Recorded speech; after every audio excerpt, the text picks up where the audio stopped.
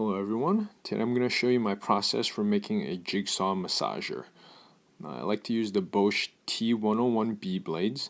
They're nice and thick, they don't flex too much, and they're not too long. Get your safety glasses on and grab your Dremel. Make sure to work with the blade teeth so you don't tear up your sanding drum.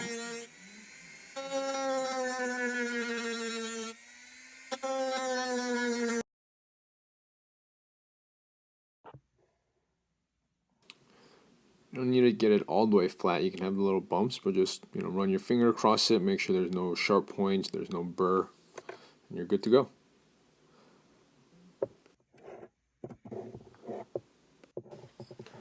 Next, I'm going to drill a hole into this golf ball with a 1/4 inch bit. Be sure to keep it as straight as possible, and I like to go about halfway through.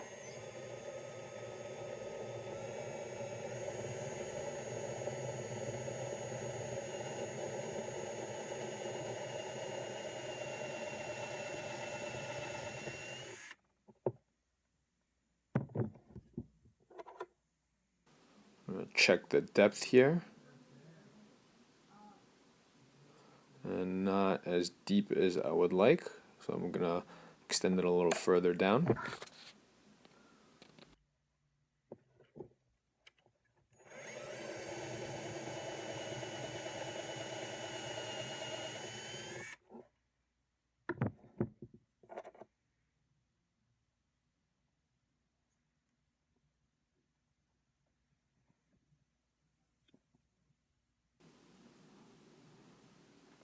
And that's just about perfect.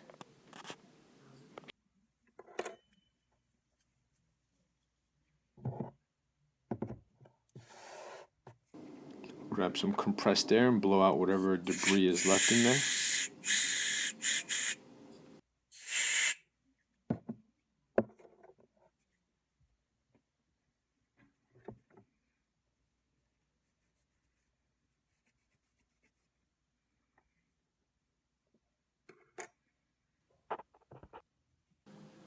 Next, I have my Loctite 1-minute setting self-mixing epoxy. Stick the nozzle right in the hole and fill it up just about to the top. I do want some overflow on this when I stick the blade in.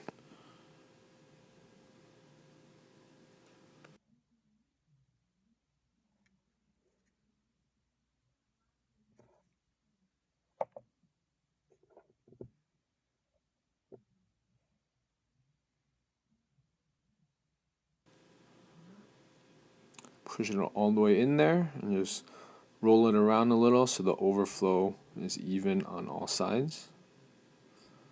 And then we're just going to set it down and let it set overnight.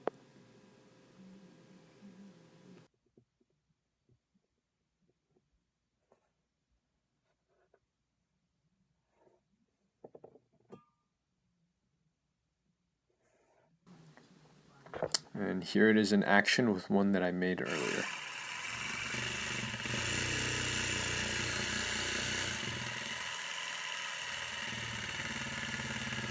The Worx jigsaw does have a speed control, and that's just controlled by the trigger.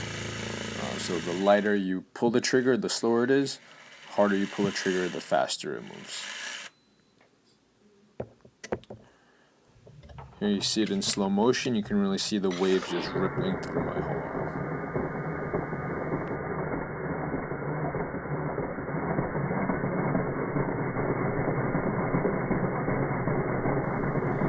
The other really cool thing about the Worx jigsaw is it has the exact same functionality as the theragun or the timtam, in that you can change the head position to face straight up and down or down the side, whichever way gets you more leverage.